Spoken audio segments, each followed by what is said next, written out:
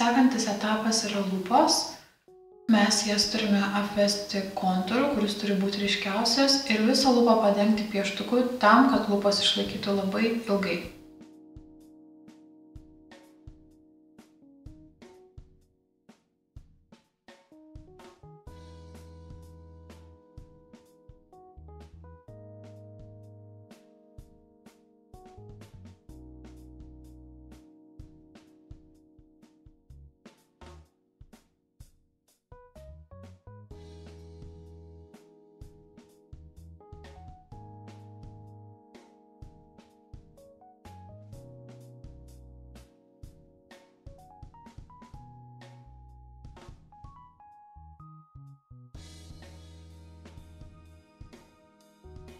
Jeigu norime kontūrą padaryti dar ryškesnį, naudojame iš apačios pieštuko, trintuko vadinamą, iš Mika Forever.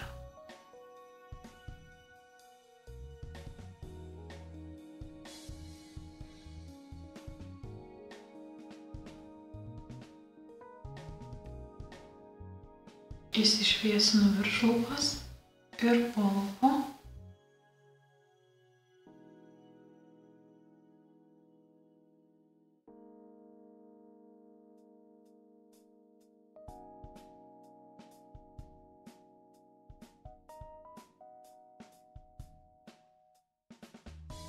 Kai visas pagrindas yra uždėtas pieštuku, naudoju lūpų blizgesį ir lūpų blizgesys ant lūpų pieštuko laikysis iki 8 valandų.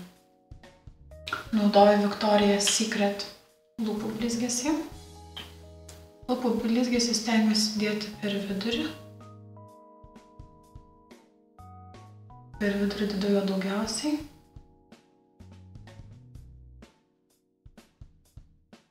Ir neišeidama iš kontūro padengiu visą lūpą.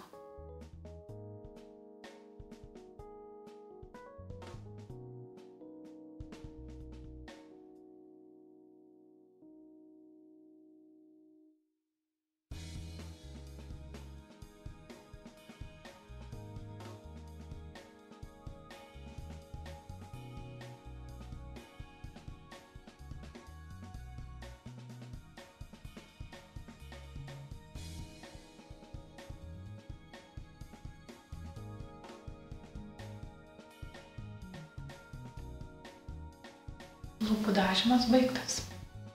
Baigus dažyti lūpas, paskutinis viso makiažo etapas, dar kartą praeiti visą veidą sausa pudra,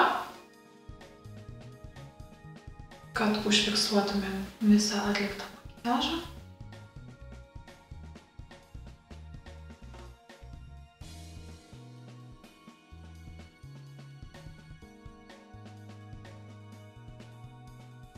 Ir paskutinis visiškai etapas, tai yra makiažo fiksavimas, skysta priemonė makiažo fiksatoriumi.